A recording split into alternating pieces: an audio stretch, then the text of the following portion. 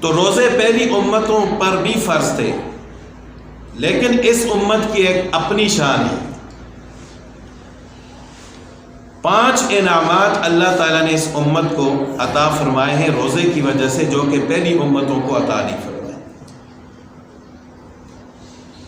پہلا انعام یہ کہ جیسے میں نے ابھی عرض کیا ہے کہ رمضان المبارک کا چاند نظر آتے ہی سرکش شیاطین کو قید کر دیا جاتا ہے۔ یہ انعام اللہ تعالیٰ نے پہلی امتوں کو عطا نہیں فرمایا۔ دوسرا انعام کہ افطار تک روزے دار کے لیے فرشتے مغفرت کی دعا کرتے ہیں، یہ انعام بھی اس امت کے لیے ہے۔ اور تیسرا انعام کہ روزہ دار کے منہ کی بو اللہ تعالیٰ کو مشک کی خوشبو سے زیادہ پسند ہے۔ روزے کی وجہ سے انسان جب بھوک برداشت کرتا ہے تو معدہ خالی ہونے کی وجہ سے منہ میں ایک خاص قسم کی بو پیدا ہو جاتی ہے۔ تو روزے کی وجہ سے منہ میں جو بو پیدا ہوتی ہے یہ اللہ تعالیٰ کو مشک کی خوشبو سے بھی زیادہ پسند ہے۔ یہ انعام بھی اللہ تعالیٰ نے صرف اس امت کو عطا فرمایا۔ اور چوتھا انعام کہ اللہ تعالیٰ رمضان المبارک شروع ہوتے ہی جنت کو مزین فرما دیتے ہیں،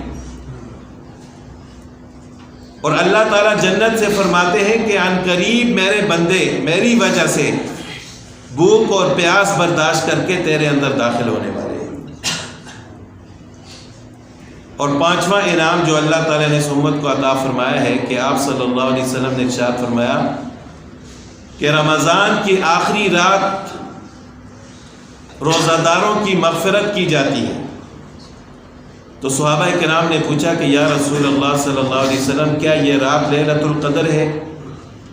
تو آپ صلی اللہ علیہ وسلم نے فرمایا کہ نہیں، لیلۃ القدر کا تو ایک اپنا مقام ہے۔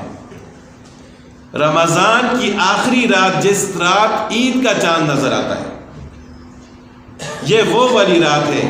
اور ساتھ آپ صلی اللہ علیہ وسلم نے ایک مثال بھی بیان فرمائی کہ مزدور کو مزدوری اس وقت دی جاتی ہے جب وہ اپنا کام ختم کر دیتا ہے۔ تو جب پورا مہینہ اللہ کے بندے اللہ کی رضا کے لیے روزے رکھتے ہیں، عبادات کرتے ہیں، تو آخری رات اللہ تعالیٰ ان کو ان کے اعمال کا اجر عطا فرماتے ہیں اور ان کی مغفرت فرماتے ہیں۔ تو یہ رات بھی بڑی اجر والی رات ہوتی ہے۔ ہم تو یہ سمجھتے ہیں کہ بس چاند نظر آ گیا رمضان ختم، اور اکثر طور پر وہ والی رات لوگ لہو و لعب میں، گپ شپ میں اور بازاروں میں گزار دیتے ہیں۔ یہ شیطان کا بہت بڑا دھوکہ ہوتا ہے۔ تو یہ 5 انعامات اللہ تعالیٰ نے اس امت کو اس روزے کی وجہ سے عطا فرمائے ہیں جو پہلی امتوں کو عطا نہیں فرمائے۔